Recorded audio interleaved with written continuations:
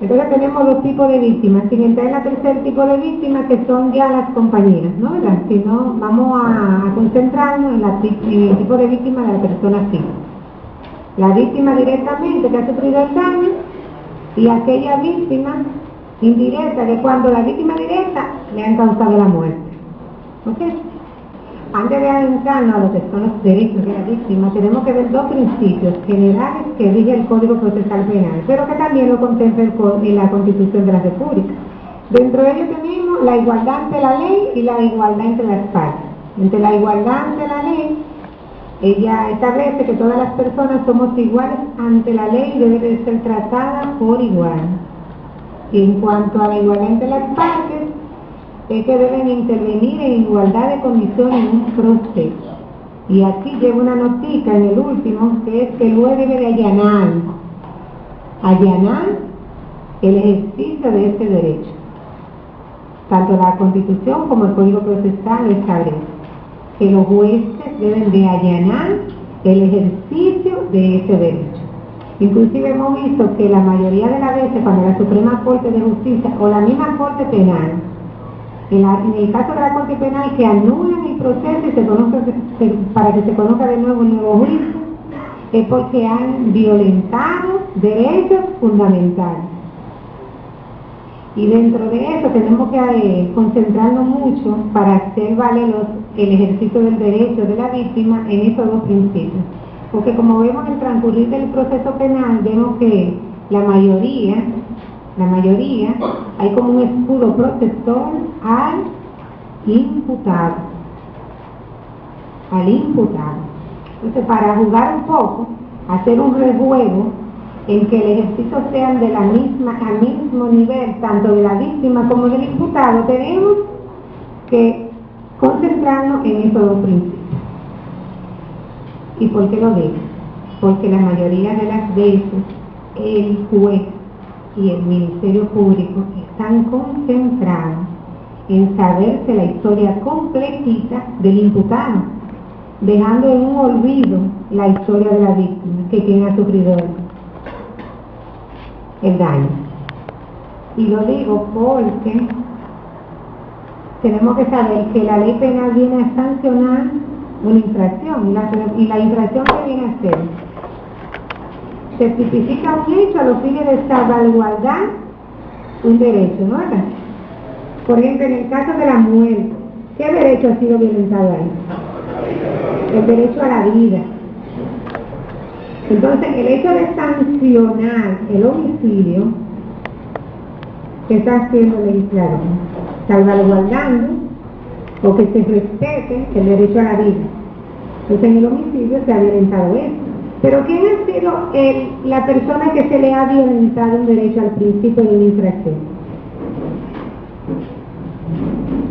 La víctima, ¿no?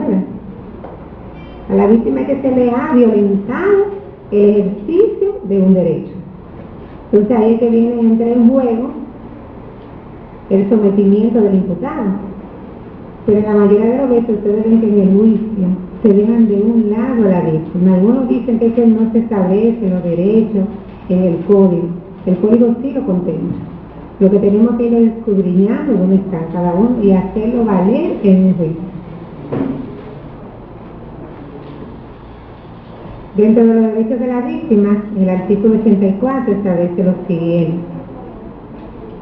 sin perjuicio de lo que adquiere cuando se constituye como querellante, una víctima por y simple tiene los siguientes derechos: recibir un trato digno y respetuoso. Un trato digno y respetuoso.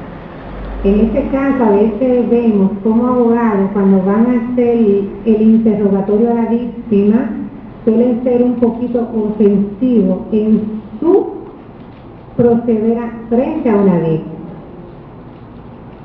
Por ejemplo, en los casos de violencia, referente a la violencia sexual, por ejemplo. el interrogatorio de la víctima por parte del abogado defensor y a veces por su propio representado suele ser un poquito indignante para la mujer.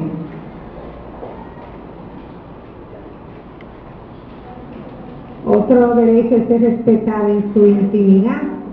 Hay aspectos íntimos que salen a relucir en los casos del interrogatorio, por ejemplo. Si la persona violada era mujer o era señorita al momento de la violación. Hay formas, señores, de hacer interrogatorios sin necesidad de hacer ofensa. Sin necesidad de hacer ofensa. Recibir protección para su seguridad y la de su familia. A veces hay algunos ministerios públicos que suelen decir, ella no quiso venir porque tiene temor al acusado. Pero sucede, viene a ser que a veces las víctimas vienen a audiencia, son ciertamente amenazadas por el imputado y sus familiares, recurren al Ministerio Público y el Ministerio Público no le da respuesta qué hacer. No le da respuesta qué hacer. Entonces la mayoría de las veces solicitan, cuando ella no comparece, una conducencia a la víctima. Y a mi entender, esto lo que puede ser es alejarla más de presentarse ante un juicio donde ella ha sido víctima y ha sufrido un daño, ¿no? El Código Procesal Penal, vamos a ver más adelante, ¿qué prevé en aquellos casos en que una víctima es testigo? Porque el Código Procesal Penal ciertamente prevé que cuando el testigo legalmente citado no comparece, se procede a conducir, pero a un testigo puro y simple. Hay una cualidad diferente cuando está testigo una víctima. Entonces se imagina una víctima testigo siendo conducida, dirán ellos, pero ven acá, yo no he cometido ninguna infracción, pero ven acá. Entonces está pegado mucho el otro, el imputado, entonces ahí se amedrenta mucho más ante la justicia. Y suelen rehuirle a la misma y buscan situaciones alternativas diferentes a someterse a un juicio. Por situaciones así, cuando el código prevé circunstancias diferentes en los casos de víctima testigo. Intervenir en el procedimiento conforme a lo establecido en el Código Procesal Penal. Eso es, ya sea como víctima pura y simple, ya sea como querellante, ya sea como actor civil. Como víctima pura y simple, señores, no necesita de abogado. Hay muchas víctimas que se presentan con un abogado a juicio. Y como sabemos, ningún abogado puede estar ahí en la barra de la parte acusadora acompañando a la víctima. Puede tal vez sentarse atrás y hacerle tal vez algunas observaciones que ella tal vez no entienda, pero si ya a esta altura del juego la víctima no se ha constituido ni en querellante ni en actor civil, no lo pueden hacer en pleno juicio.